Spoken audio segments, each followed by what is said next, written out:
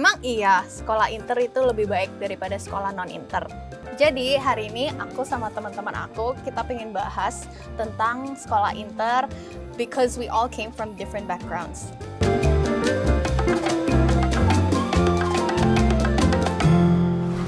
Sedikit perkenalan dulu ya. Jadi ini adalah teman-teman FK aku selama aku kuliah kedokteran. Kenalnya di situ, sampai sekarang masih temenan.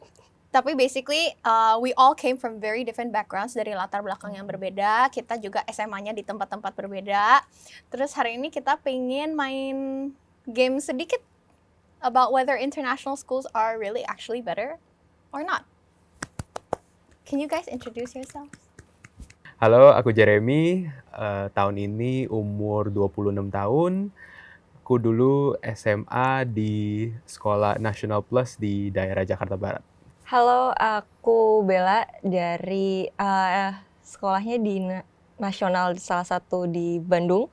Ya, that's it. Umur? Umur ya sama kayak Jere. Oke, aku Ivana, umur aku 26 tahun.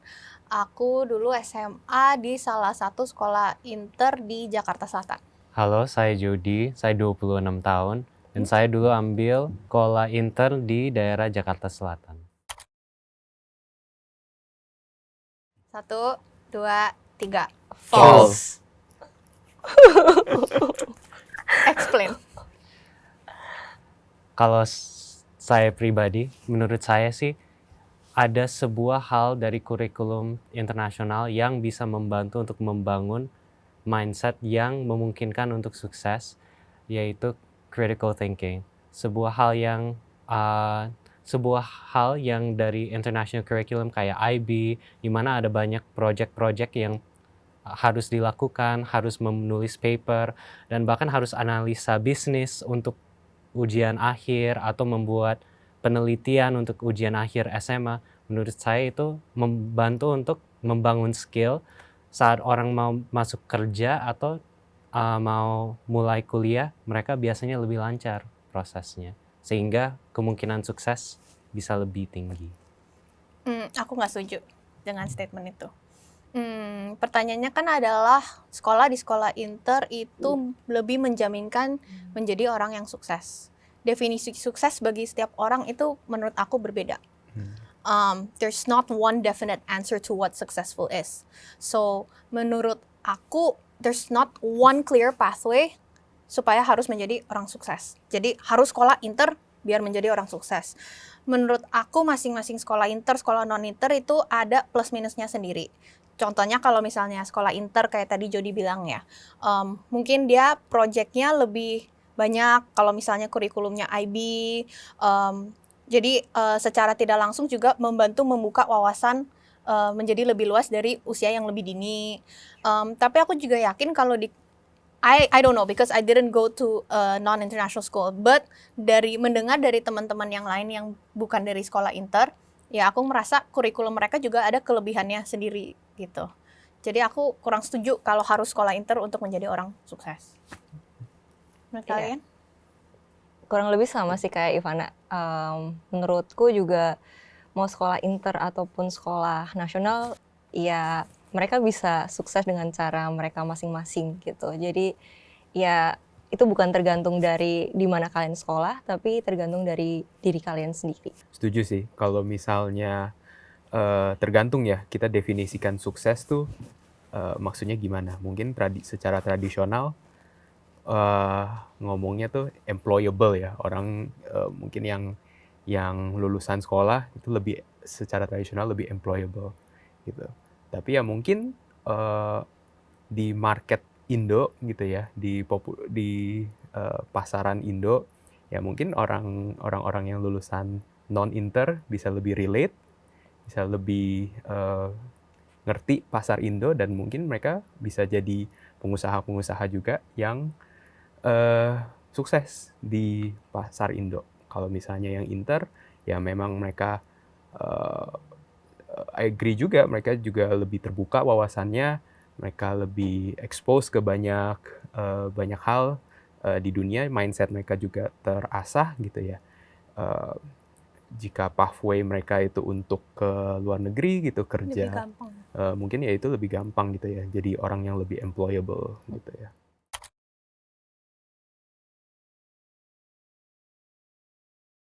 Anak international lebih Privilege, privilege, tapi Hmm. belum tentu unggul secara akademis. privilege dalam hal, maksudnya Uang, dalam kayak background keluarga. background, money or Iya, background What? keluarga. Oke, background keluarga. Heeh. Setuju. Oke, ya, Oke. that's agree Iya. sih. Setuju. 1, 2, 3. Setuju. Setuju. Setuju. Hmm, Kenapa? Dari Jer. Oke, kan pertanyaannya, walaupun anak itu dari keluarga yang privilege, tapi dia belum tentu punya performa akademis yang bagus ya. Jadi sebenarnya tuh ada statistik ya sebenarnya. Kalau Anjay. misalnya Iya, nggak tahu. Lu ngarang apa Iya. beneran? beneran. Tuh, Enes juga tahu nih. Ya, tapi ini kira-kira, not like actual statistik gitu loh. Jadi untuk first generation orang sukses ya gitu ya. Dan mereka kan dari nol, terus mereka misalnya bangun bisnis atau misalnya kerja dan menjadi orang yang ya secara tradisional itu dikategorikan sukses. Dan saat mereka punya anak itu sekitar 50% gitu ya, 50% dari bisnis itu pasti fail by the second generation gitu. Dan by the third generation itu angka itu tuh mendekati 90%. Jadi statistiknya segitu. Jadi karena tuh ya walaupun nggak semua anak orang kaya atau anak privilege itu manja atau nggak ngerti cara survive, nggak ngerti cara untuk fight di hidup ya gitu. Tapi ya secara statistik memang faktanya anak dari orang-orang yang privilege itu memang nggak punya kegigihan ya untuk seperti orang tua mereka gitu ya. Menurut lu, Bel? Balik lagi sih, kalau misalnya itu kan tergantung individu juga. Terus ya walaupun mau se-privilege apapun mereka, kalau misalnya merekanya juga kayak malas-malesan, ogah-ogahan, dan nggak mau berusaha, ya nggak ada hasil gitu. Jadi ya privilege sama enggaknya tergantung, balik lagi sih dari masing-masing orang sih gitu. Ya, setuju sih. Menurut aku balik lagi ke pribadi masing-masing ya. Dengan punya privilege berarti kan opportunities lebih banyak. Pathway juga mungkin bisa dibilang lebih mudah. Itu seharusnya udah menjadi sebuah keunggulan mungkin dibandingkan teman-teman yang lainnya. Tapi kalau balik lagi nggak dipergunakan dengan baik dan tidak dimaksimalkan, ya sama aja. Balik lagi lah menurut aku ke sifat masing-masing. Sifat masing-masing ya, setuju sih. Iya. Gue setuju sih. Iya. Iya. Karena kalau misalnya orang itu sebenarnya yang menentukan sukses secara akademis itu nomor satu itu akademisnya, itu ujiannya gimana. Itu apakah ini sebuah project, membuat penelitian, membuat skripsi, atau ujian pilihan ganda atau esai, itu semua beda. Dan setiap orang itu pasti ada kelebihan sama kekurangan masing-masing. Baru kedua, memang walaupun orang privilege, mungkin ada akses ke bimbingan yang lebih banyak, bisa mungkin dapat tutor, itu mungkin bisa membantu. Tentu didikan di rumah sama karakter orang itu juga sangat penting. Karena kalau orang mau dapat semua tutor-tutor yang terbaik di dunia, tapi dia nggak mau belajar, ya ujungnya dia pasti nggak akan masuk ke otaknya. Benar. Ya sih. Ya berarti yang ini kita semua agree ya. Agree ya. Tadi Oke. juga iya sih. Next.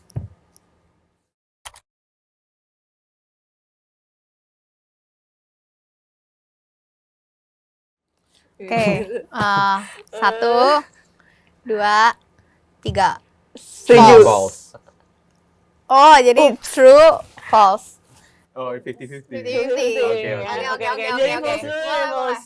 Dari false dulu, dari kita. Ya. Lu dulu lah. Oke, pertanyaannya apakah anak non-inter lebih tahan banting? Itu sebenarnya pertanyaan yang susah dijawab ya, dan tidak bisa digeneralisasikan ya. Karena kan setiap sekolah pasti punya kultur yang berbeda. Ya. Mungkin ada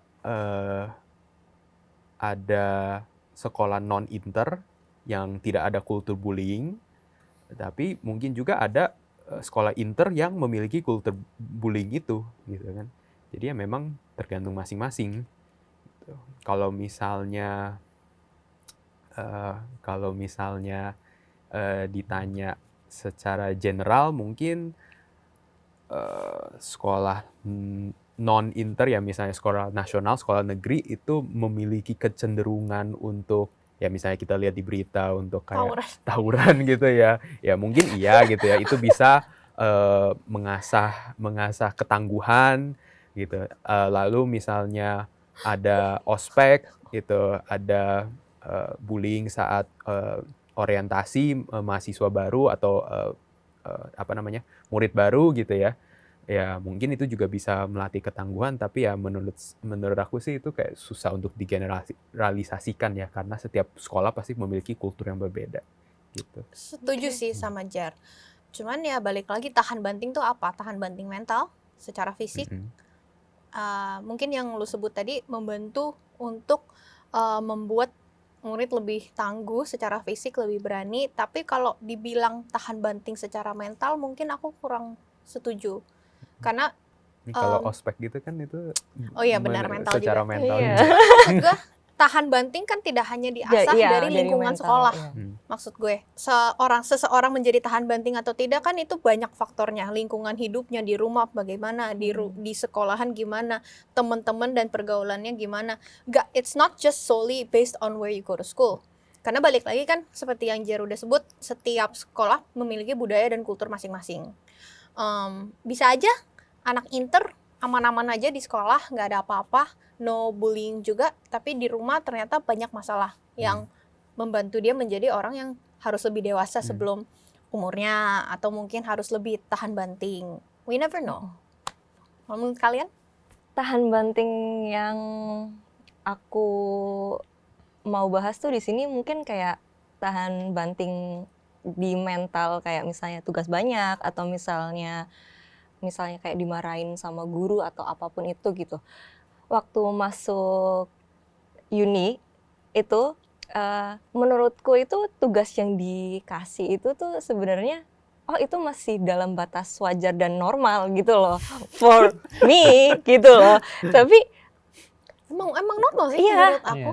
Realitanya Pas kita kuliah kedokteran nggak gimana-gimana banget iya kan. Emang kita ada tugas apa? LO doang. LO maksudnya kayak ya waktu kita ini doang kan. Iya. Cuma Tapi menurut aku kayak ya beda nggak sih, Bel? Kalau misalnya pas kuliah kan lebih diajarkan untuk belajar mandiri. iya, fleksibel juga. Malah justru kalau misalnya menurutku nggak tahu ya, banyak banget di grup orang tua itu yang kayak ngeluh, ini anak saya kok Iya lagi. tugasnya banyak banget gitu. Padahal kayak sampai waktu itu mamaku tanya sendiri kayak, emang tugasnya separah itu ya, sebaik itu. Dan aku santai aja jawab kayak, enggak kok, ini masih normal banget, bahkan justru lebih banyak tugasku waktu SMA gitu daripada ini gitu. Kalau misalnya di uni kan kita udah fleksibel banget, kayak kita pulang dari misalnya kita Buktinya pas kuliah kita cabut mulu. Kayak misalnya jam 7 sampai jam 9, terus habis itu ada gap, terus habis itu baru nanti ada lecture lagi, terus habis itu paling sampai jam 2, jam 3, terus habis itu udah selesai. Iya gitu. sih. Jadi kayak kayaknya ini nggak seberat itu kok, tapi kenapa maksudnya kayak banyak banget orang waktu itu ya, waktu zamannya kita tuh kayak adalah beberapa orang tua yang komplain, kok kenapa anak saya dikasih tugasnya kok banyak banget, terus ini nggak ada waktu buat misalnya makan sampai kayak gitu kayak. Tapi I will say sebagai anak lulusan kurikulum inter, menurut gue tugasnya tuh mungkin nggak sebanyak anak non inter, tugas rumah gitu, PR segala. Tapi kita lebih ditekenin pressure-nya tuh di examnya. Maksudnya bukan dibandingin anak non inter, maksudnya kita tuh lebih di pressure pas mau ujian dibandingin sehari-hari. Tapi pressure-nya tuh lebih banget daripada normal, kayak wah parah. You know what I mean? Like, are you IB or Cambridge? IB. Nah kalau Cambridge tuh kita bener-bener dikejar terus untuk ngerjain past paper. Nah itu sebenarnya kan bukan tugas kan. Past paper tuh bukan tugas, tapi itu lebih kayak latihan gitu loh. Tapi bener-bener setiap hari tuh disuguhin past paper sampai gue udah mual ngeliatnya. Kayak gitu. IB juga gitu. IB juga gitu ya? Kayak kalau misalnya dulu waktu gue sekalian bahas yang dulu waktu gue SMA, itu justru bahkan kayak misalnya kita kan ada ulangan harian. ya, ya kan ulangan harian itu kayak misalnya sebulan ya tergantung mata pelajarannya sih sebenarnya kan. Mau Sebulan. maksudnya sebulan sekali tuh pasti ada gitu Oh, per ya, bab oke, gitu kan Kuis kita. gitu ya. Kayak kuis gitu lah per bab gitu. Dan itu tuh sehari waktu dulu SMA tuh bisa sampai 2 sampai 3 mapel gitu loh sehari. Jadi kayak sehari sebelumnya ya kita harus pelajarin 3 mapel itu gitu loh. Jadi waktu di kuliah terus habis itu dapet yang kayak tugas-tugas yang kayak gitu kayak oh nggak apa-apa kok, maksudnya ini masih santai, masih oke banget gitu daripada dulu waktu SMA gitu. Waktu SMA aku ngerasanya kayak aduh kok berat banget gitu, tapi waktu kuliah ya santai sih menurut gitu. Sebenarnya aku setuju kebanyakan yang udah ngomongin, cumanya kayak kalau pengalaman sendiri tuh pas ketemu teman-teman dari alumni SMA yang sama, bahkan aku suka ngomong kayak iya dulu kita ospek pas baru mereka bilang ospek itu apa, bahkan mereka nggak tahu konsep ospek sama sekali. Jadi kayak itu sebenarnya memang tergantung budaya sekolah masing-masing sih, tapi kayak konsep ospek tuh kayak ada senioritas atau harus panggil Kak, Bang atau apapun honorificnya. Itu memang beda tergantung, karena kalau di SMA aku senior kita panggil nama langsung. That's true. Iya. Gue panggil kakak kok panggil nama, bukan kakak. Iya, maybe itu kalau pas kita kuliah bisa ditabok kali kalau kayak gitu. Tapi kalau misalnya kayak gitu itu bukan, menurutku ya, itu bukan tergantung dari kuliah inter atau nasionalnya, tapi karena pengaruh budaya karena kita karena kita kan tinggal di timur kan. Kecuali kalau misalnya iya dan enggak. Menurut gue iya benar budaya timur, tapi sekolah-sekolah inter itu cenderung lebih terpapar terhadap budaya barat. Makanya kita anak-anak inter tuh kita ngerasa kalau cuma beda setahun 2 tahun ngapain manggil ini gitu. Ya iya dan enggak sih, maksudnya bener juga. Iya kan. Jadi kalau misalnya itu kayaknya sih itu karena masih terpengaruh sama, maksudnya kayak kita kan tinggal di Indo yang menganut budaya timur, jadinya ya at least lu tau lah kalau misalnya lu berhadapan sama siapa lu harus kayak gimana gitu. Kecuali kalau misalnya di lingkungan internal kan emang ya barat gitu kan, jadinya ya it's okay to ya call panggil kakak kelas nama itu ya oke aja gitu. Tapi kalau misalnya di luar itu ya agak kalau apalagi kalau didengar orang lain yang nggak pernah terpapar sama itu kan jadi kayak ngerasa kok lu ngomongnya kayak gitu, kok lu panggilnya kayak langsung nama, kan nggak sopan dan bla bla bla gitulah, biasa.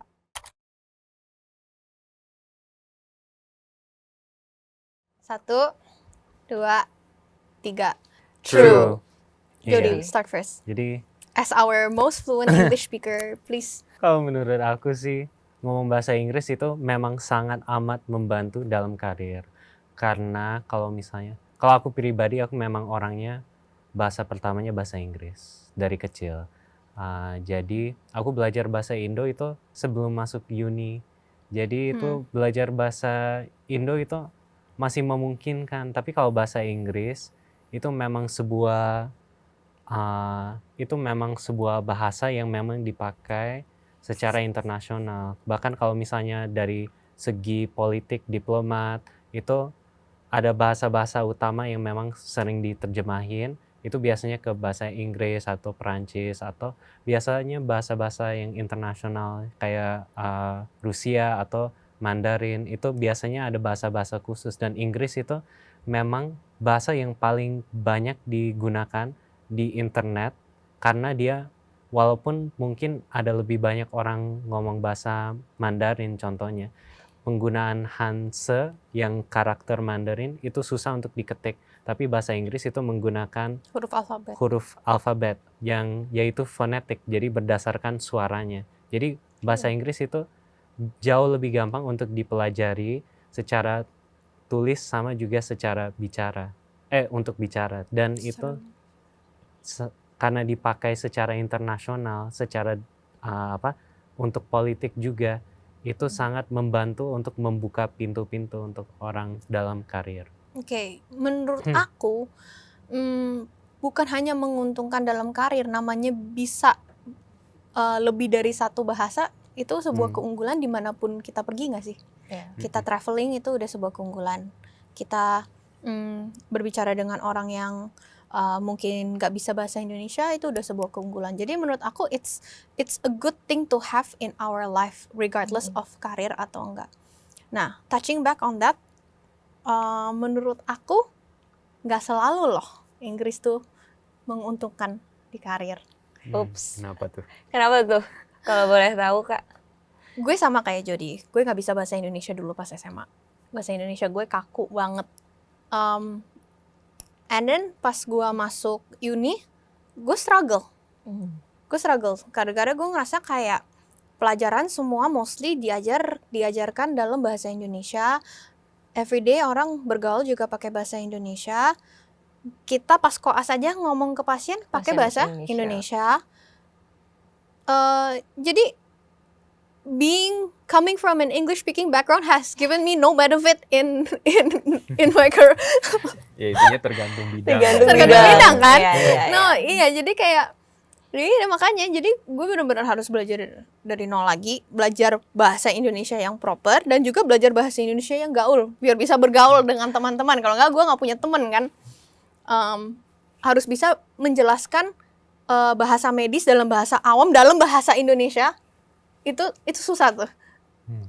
Jadi menurut gue it's always good to be able to speak another language, English being one of them. Tapi kalau dibilang Inggris menguntungkan dalam karir, mostly yes, tapi nggak setiap bidang. Tergantung lokasi lalu di mana juga. Iya, setuju sih kalau itu. Sama sih, sebenarnya setuju nggak cuma dalam karir juga, terus apalagi kalau aku punya experience yang kebalik sama Ivana, to be honest. Karena fun fact, waktu pertama kali masuk uni, aku struggle banget karena semua textbook dalam bahasa Inggris. Dan aku nggak pernah terpapar sama sekali dengan textbook yang bahasa Inggris. Terus habis itu dari kecil juga diajarin pakai bahasa Indonesia semua. Jadi waktu pertama kali masuk uni itu bener-bener kaget. Terus habis itu bahkan waktu itu aku inget banget pertama kali ujian, aku bahkan sampai nggak bisa jawab karena nggak tahu soalnya itu tanya apa gitu loh. Kita diajarin dalam bahasa Indonesia tapi materinya pakai bahasa Inggris gitu. Jadi apa yang aku tangkap sama apa yang reality buat ngerjain soalnya tuh kayak aduh aku nggak bisa nih, aku nggak ngerti gitu gimana cara ngerjainnya gitu. Jadi ya balik lagi sih kalau misalnya untuk ya kayak bahasa Inggris emang universal language gitu kan, mau kalian mau kemana juga at least ada orang yang ngerti lah gitu. Tapi balik lagi kalau misalnya untuk dalam karir, apalagi kita di dunia kedokteran dengan maksudnya masyarakat rata-rata belum begitu terpapar sama bahasa Inggris, itu akan susah untuk mereka yang biasa bahasa Inggris dan menggunakan bahasa Indonesia, apalagi dalam medis kan wah apalagi di Indonesia kan banyak banget bahasanya. Terus habis itu sakit kepala aja mereka bisa nyebutnya tuh beraneka ragam deh pokoknya. Nggak cuma aduh saya datang sakit kepala gitu, enggak, aduh bisa aduh ininya kayak nyut-nyutan, terus habis itu muter-muter apalah segala macam gitu. Kalau misalnya kalian nggak tahu bahasa Indonesia ya nggak bakal bisa kasih obat apapun. Belum gitu. lagi bahasa daerah. Nah, bahasa Sunda tuh. bahasa Sunda, bahasa Jawa. Naon. Panas tiris. Panas Jawa juga. Tapi Jawa oke lah, karena nyokap gue bisa bahasa Jawa kan. Mungkin perspektif aku lebih ke orang yang sekolah di National Plus, jadi aku lumayan di tengah-tengah ya. Jadi memang kayak kodok di dua alam gitu loh, di air dan di darat gitu. Bajunya juga udah kayak kodok kok. Jadi ya memang secara aku tuh sekolah di sekolah yang sebenarnya sempet ya waktu itu bahkan sempet diadain peraturan di mana kayak semua murid-muridnya itu dipaksa untuk ngomong Inggris with each other gitu loh. Kalau misalnya ketahuan ngomong bayar denda gitu. Kalau ketahuan ngomong bahasa Indonesia gitu bayar denda gitu ya. Jadi ya sampai adalah period yang sampai kayak gitu, tapi itu nggak bertahan lama gitu kan. Dan fail projectnya. Iya. Jadi yang pelajaran-pelajaran yang lebih ke bahasa Indonesia ya kayak PKN, kayak IPS, ya bahasa Indonesia tentunya gitu ya, itu diajarin dalam bahasa Indonesia. Tapi mostly sih emang diajarin dalam Inggris gitu. Secara umum ya memang penting ya untuk zaman sekarang, apalagi dengan era globalisasi, dunia semakin connected dengan internet, ya pasti penting ya, itu life skill lah, udah bisa bahasa Inggris gitu ya. Bahkan sekarang ekstra Mandarin lagi, Ekstra, sekarang Mandarin. udah ekstra lagi, Ya, maksudnya Mandarin orang yang bisa Inggris itu udah pasaran common banget gitu ya. loh, kayak orang S1 itu ya, itu sekarang udah pasaran gitu kan. Benar-benar. Sekarang orang banyak bilang kan minimal S2, ya sekarang minimal Mandarin gitu kan. Iya, minimal banyak. Ah, Lu bisa nggak? Perusahaan? nggak bisa. Enggak lagi. Nggak bisa. Oh, Iya. 我可以讲华语。 Iya. Oke. Padahal dulu belajarnya 10 tahun lah. Oh, Wajib good. dari SD ke SMA. Nggak, tapi itu nggak menjamin lengket loh. Yang Iya. membuat gue bisa bahasa Mandarin itu karena Karena tiap daily hari life, didengar. ya. Maksudnya orang rumah kan masih pada pakai kan. Jadi kayak lu denger lu jadi Jadi tahu, nangkep. benar-benar. Dulu Laosha gue bilang Mandarin gue paling bagus di kelas, tapi sampai sekarang juga nggak bisa ngomong. Tapi ya mungkin aku juga pengen advocate buat ini ya, sebagai di tengah-tengah nih, aku pengen advocate buat bahasa Indonesia juga. Kayaknya Gue juga sekarang penting guys pakai Bahasa bahasa Indonesia. Indonesia. ya, karena sekarang ya kayak ya ini mungkin kayak kita bikin jadinya kelihatan tua ya. Cuman sekarang tuh kalau lihat generasi Gen Alpha ke bawah gitu ya, itu ya mungkin yang seumuran dedek-dedek di belakang layar ini. Mereka masuk Gen Z Nggak nggak tahu. sih? Kalian masuk Gen mana? Gen Z. Gen Z. Gen Z, Ya, mana ya, Gen Z? Ya mungkin Apa? ya pokoknya yang sekarang Gen Alpha tuh 2012 ke atas. 2012, 2013 ya? Ya segitulah. Pokoknya masih ini Iya. iya. Ya pokoknya yang masih di sekolah lah, yang masih di bangku sekolah gitu ya. Sekarang tuh lihat banyak mereka tuh basic bahasa Indonesia aja tuh bahkan kayaknya susah banget gitu loh. Susah. Walaupun mereka bukan dari sekolah yang inter banget gitu loh. Kayak mungkin kayak Jody gitu. Tapi ya mereka emang sehari-hari Lucu, bro. sehari-hari tuh mereka ngomongnya Inggris banget gitu, which is okay gitu, nggak apa-apa, nggak masalah gitu. Tapi yang kita ya jangan melupakan lah, kita masih tinggal Iya, di iya. bahasa Indonesia, masih tinggal di Indonesia, ya bahasa Indonesia itu penting lah untuk kita master gitu ya. Iya. Setuju sih. Ini katanya kan banyak orang tua yang didik anaknya buat ngomongnya kayak Cinta Laura gitu. Kayak Ayu. Ya Cinta Laura kan bapaknya bule Tapi kan. Cinta Laura kan emang setengah Yes, bule ya. Iya.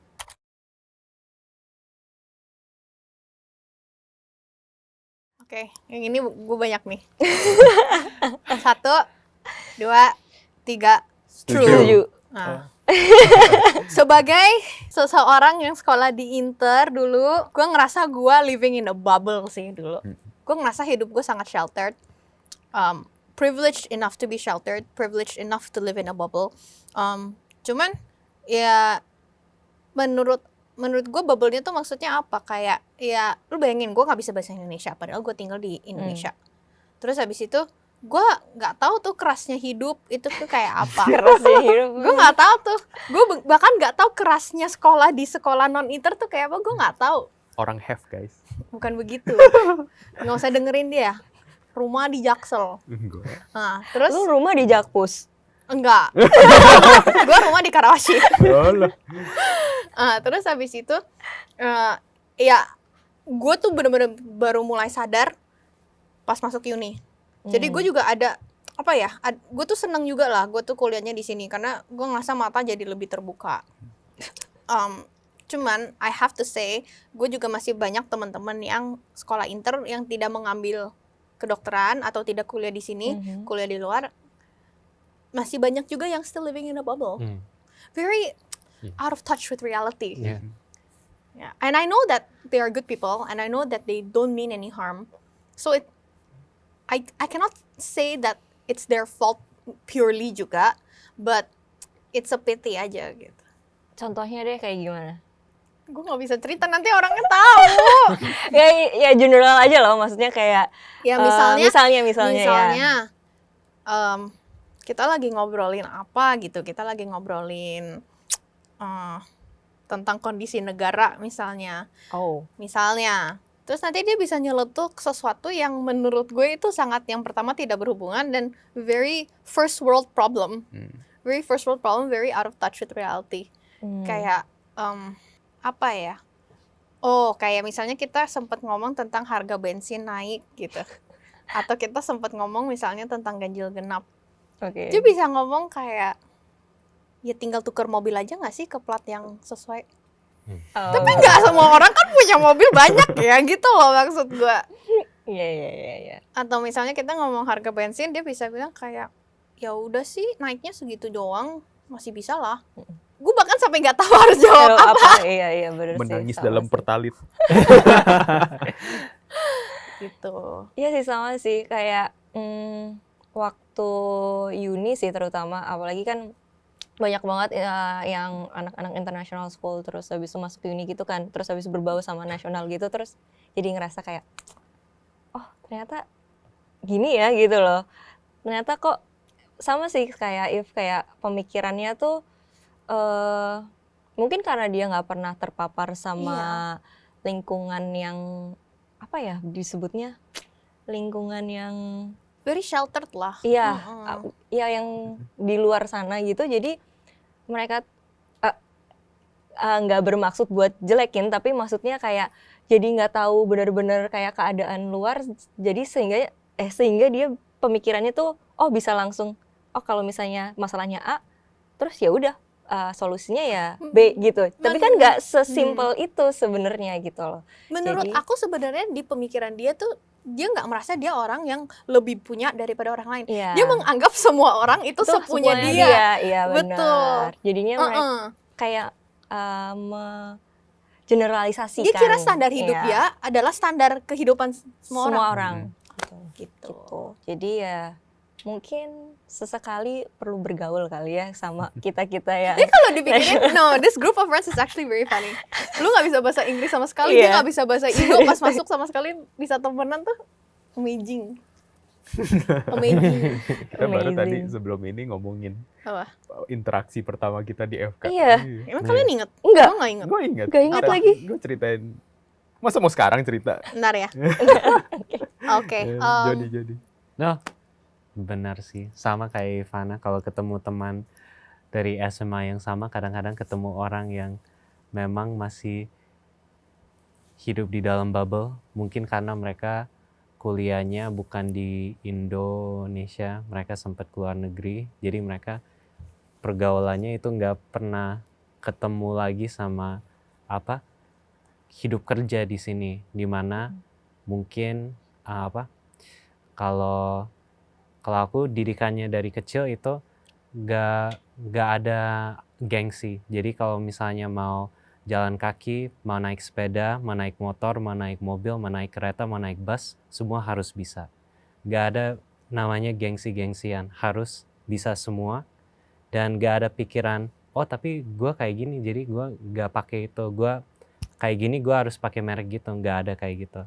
Jadi memang tapi pas udah gede, udah mulai kuliah dan udah ketemu udah bekerja sama tenaga kesehatan, sama juga ketemu pasien dari semua latar belakang, dari kehidupan dari desa yang cukup jauh, yang dimana nggak selalu ada listrik, saya makan di atas daun pisang, bahkan saya juga sudah pergi ke rumah pasien, ketemu di Jakarta Pusat, itu semua saya sudah mengalami, saya sudah melihat semua latar belakang, dan menurut saya itu dunia itu sangat luas, dan kalau misalnya kita pergaulannya itu cuma yang di situ-situ saja, kita nggak akan mengerti, dan itu juga sangat penting untuk wawasan dunia kita, karena kita kalau melihat masalah dunia yang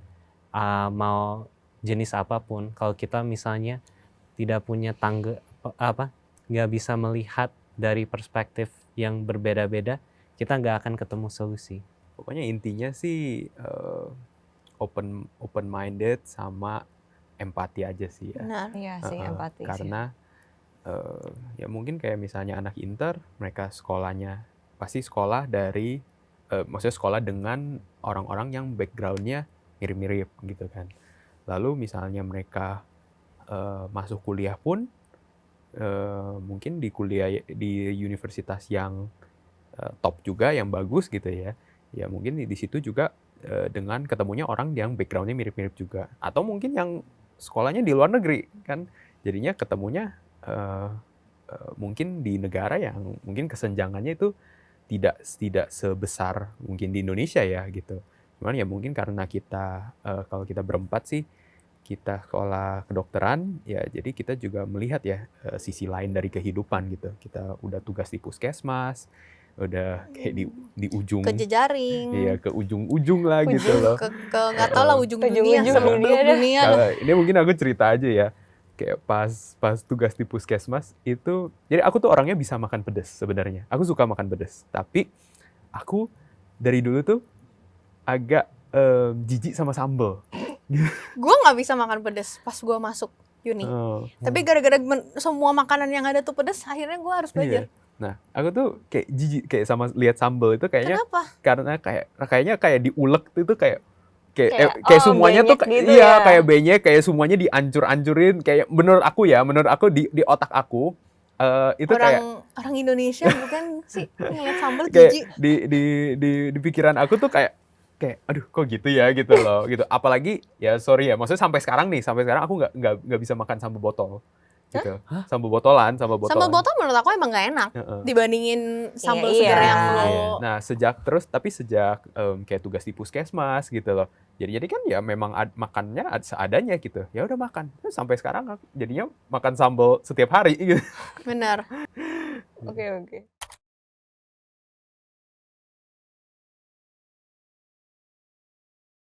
Ya, 1, 2, 3.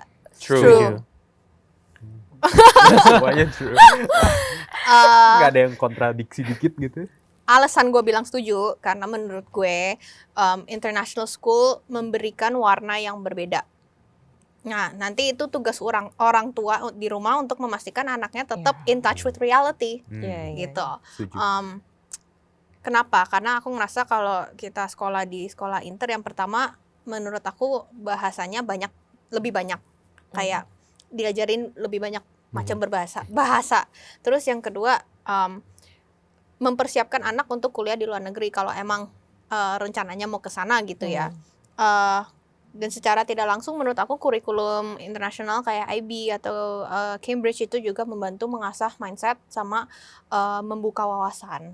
Jadi menurut aku nggak ada salahnya gitu di sekolah inter. Cuman ya balik lagi aku ngerasa tanggung jawab orang tua untuk make sure anaknya tuh nggak live in a bubble. Ya, setuju sih. Kurang lebih sih sama sih kayak si If. Alasan kenapa kalau misalnya kita punya uang lebih, khususnya aku kalau misalnya punya uang lebih mau nyekolahin anak di inter, karena mungkin lebih ke pengalaman pribadi aja sih. Karena ngerasa emang dari dulu, apalagi dulu pernah di sekolah negeri, terus habis itu ke Bandung, habis itu ya kayak bener-bener orang-orangnya tuh bener-bener kompetitif banget sama akademik. Terus habis itu kuliah nggak bisa bahasa Inggris itu, terutama itu kayak bener-bener ngerasa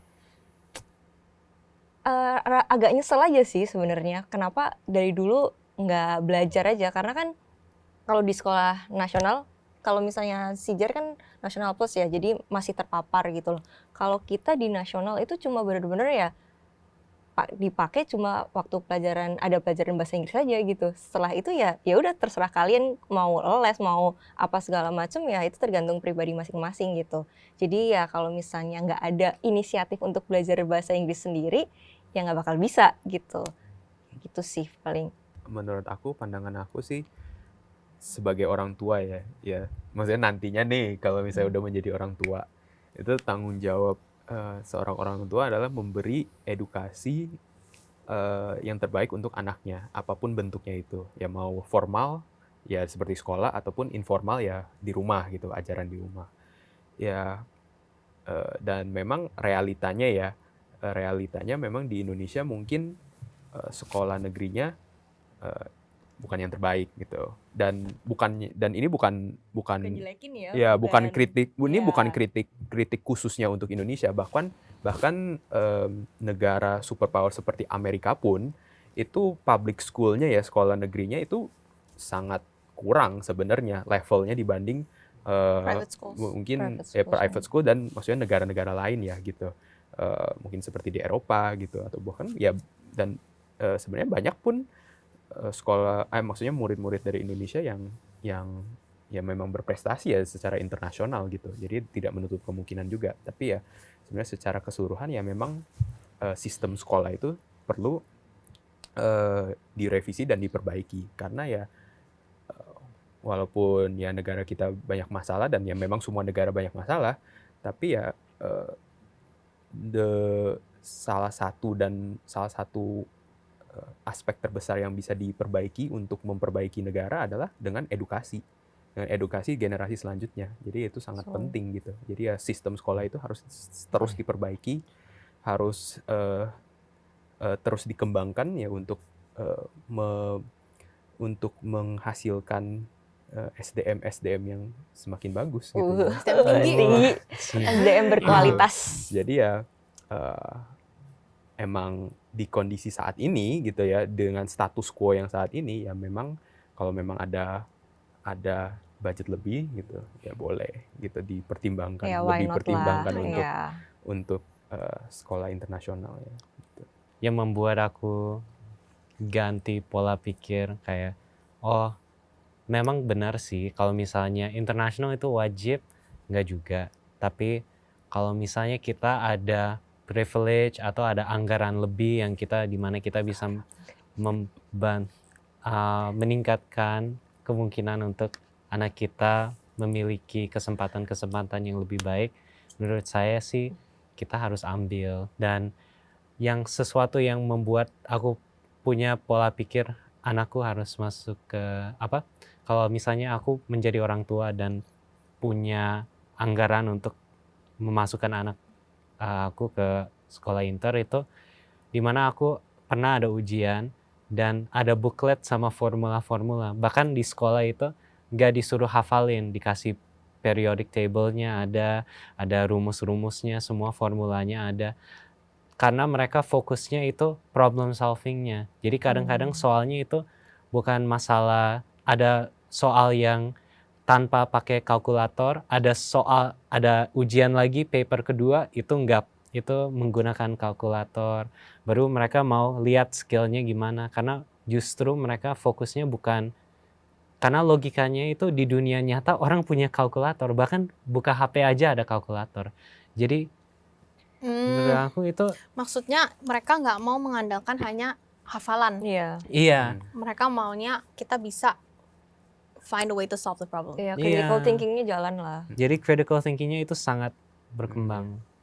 Ya benar sih. Ya, benar sih, di dunia nyata emang ya, Critical kamu thinking punya itu tools-nya, tapi apakah kamu bisa menggunakan? Nah itu dia. Aku berapa hari lalu dengar, ini nambahin aja ya, beberapa hari yang lalu tuh dengar podcast dari ada seorang pemilik usaha besar lah di Indonesia gitu. Dia ditanya di interviewnya gitu loh. Kirain siapa?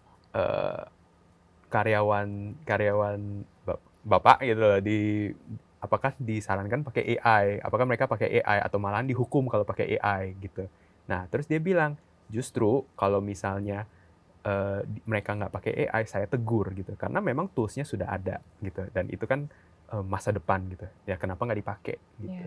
Tapi maksudnya di sini gimana ya? Kita menggunakan yang sudah ada gitu, karena kan ya perkembangan teknologi itu benar-benar cepat banget. Tapi nggak lupa juga kita harus gunain apa yang kita bisa gitu kan. Jadi nggak cuma kita ngandelin ya AI aja gitu loh. Kalau misalnya kita cuma ngandelin AI aja Ya juga, kasarnya kitanya jadi bego. iya gitu, bener-bener semua dipermudah gitu. AI jadi kayak kita lama-lama otaknya tuh bener-bener nggak jalan gitu.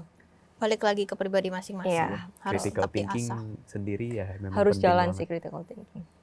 Oke, ini pertanyaan terakhir dari aku ya. Mm-mm. Kalian pernah nggak ngalamin diskriminasi Karena because of the sekolah. school that you went to? mau itu international plus non-inter, whatever it is. On the count of 3 ya. 1, 2, 3. Pernah. Berarti it doesn't matter ya what Ya. school you go to, pasti ada aja ya. Tapi to be honest aku nggak pernah sih. Mungkin karena aku nggak pernah denger atau gimana. Cuma kalau untuk masalah sekolah enggak. Rasis Oh, itu pernah. Itu bukan pertanyaannya. Iya, tapi kalau buat di sekolah SMA lu. enggak, justru malah SMP. Oh. Gitu. Kalau misalnya masalah kamu sekolah di mana terus abis segala macam, Oke, ya ngerti. enggak pernah sih. Oke. Gitu. Atau mungkin gara-gara mungkin aku nggak denger juga, aku juga nggak tahu. Cuma Tapi di nggak tempat pernah lu sih. sekolah emang dikit banget kan orang ininya. Iya, betul. Waktu SMP iya. I think I don't know ya. I don't know if I can speak for the both of us. Tapi kalau gue sih selalu pas ditanya terus gue kasih tahu gue dulu SMA di mana. Oh sekolah inter ya. Iya. Oh sekolah inter ya. Terus gue, berarti you ngomongnya ayu dong. Selalu digituin. Itu pas gue masuk kuliah tuh. Ayu ya lo ngomongnya ayu ya. Terus Which is literally kalau kita lagi ngomongin apa pasti mereka ngomong lu nggak bakal ngerti lah kan lu anak inter. Oh iya? Atau lu anak orang kaya atau apalah gitu. Kalau gue ditanya sekolah di mana, terus gue jawab pas respon pertama biasanya di mana tuh? Oh. Tapi kan your school. Karena mereka nggak tahu sekolah. Iya. Soalnya karena sekolah SMA gue lumayan nggak terkenal lah gitu. Lumayan menurut gue. I've heard of it. Tapi kalau misalnya diskriminasi lebih ke universitas sih ya, karena kayak Karena kita swasta. Iya. sekolah dokter dari Swasta. universitas swasta gitu, dibilangnya dokter gadungan gitu. Iya. Ya, padahal Conversation for another day. Oh, Iya. itu jadi panjang. Oke, Berarti udah. sama aja ya sekolah inter nggak inter pasti semuanya ngerasain perbedaan dan perselisihan. Betul. Ya balik lagi menurut aku setiap sekolah pasti ada keunggulan dan kekurangannya masing-masing. Lebih ke arah ya kita harus nyari yang mana yang cocok buat kita. Thank you so much for watching another episode of Toxic to Me and we hope you get well Get well soon. Yeay.